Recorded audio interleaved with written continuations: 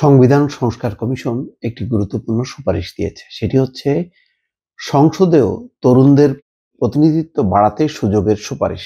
এবং সেই সংখ্যাটা কম না, 10%। রাজনৈতিক দলগুলোকে বলা হয়েছে যে অন্তত তরুণদের প্রতিনিধিত্ব থাকতে হবে 10%, এবং প্রতিদ্বন্দ্বিতা করার বয়সও কমানো হয়েছে। জাতীয় সংসদ নির্বাচনে প্রতিদ্বন্দ্বিতা ন্যূনতম বয়স 25 বছর থেকে কমিয়ে 21 বছর করার সুপারিশ করেছে সংবিধান সংস্কার কমিশন।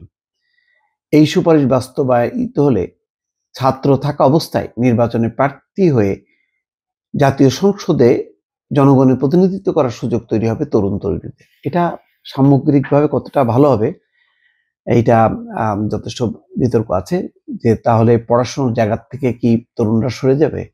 তারা একই সঙ্গে এমপি এবং ছাত্রত্ব এটা করতে পারবে? এটা এই কনটেক্সটটা আমি ঠিক বুঝতেছি না যে বিশ্বের অন্য কোনো দেশে আছে কিনা, যে একই সঙ্গে ছাত্র একই সঙ্গে এমপি। এই ধারণাটা যদি প্রতিষ্ঠিত হয় তাহলে ছাত্রদের পড়াশোনার প্রতি কোনো মনোযোগ থাকবে কিনা, এটা একটা প্রশ্ন। সংবিধান সংস্কার কমিশনের সুপারিশে তরুণদের জন্য আরো খবর আছে। প্রস্তাব অনুযায়ী সংসদের যেসব প্রতিনিধি সরাসরি জনগণের ভোটে নির্বাচিত হয়ে আসবেন, সেসব প্রার্থী করার ক্ষেত্রে রাজনৈতিক দলগুলোকে মোট আসনের ন্যূনতম 10% তরুণ তরুণীদের মধ্য থেকে মনোনীত করতে হবে, অর্থাৎ 25 বছরের নিচে, এবং সেটা তাদেরকে করতে হবে। আগে ছিল 25 প্রতিদ্বন্দ্বিতা করার, এখন 21 বছর করা হয়েছে, ফলে 21 বছরেও একজন প্রার্থী হতে পারবে। সংস্কার কমিশন আইনসভা দ্বিকক্ষ বিশিষ্ট করার প্রস্তাব করেছে।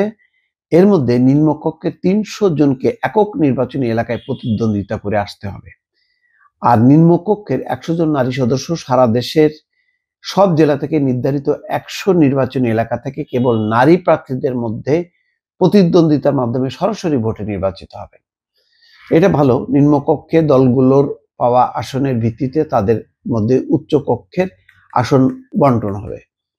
তো ভালো এটা যে নারীদের ক্ষেত্রে সরাসরি নির্বাচন, আর একেবারে তরুণদের তাদের একটা কোটা নির্ধারণ করতে হবে যে 10% রাজনৈতিক দলগুলো তরুণদেরকে প্রার্থী করবেন।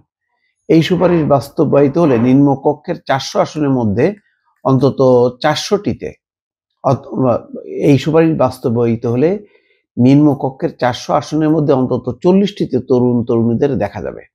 অধ্যাপক আলী রিয়াজের নেতৃত্বাধীন কমিশন বুধবার এই সুপারিশ সম্বলিত প্রস্তাবনা পেশ করেছে।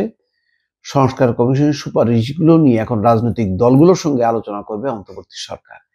সেই আলোচনার মাধ্যমে যেসব বিষয়ে ঐক্যমত্য হবে সেসব সংস্কার প্রস্তাব বাস্তবায়ন করা হবে। অর্থাৎ এখন এই প্রস্তাবনাটা ছেড়ে দেওয়া হবে রাজনৈতিক দলগুলোকে।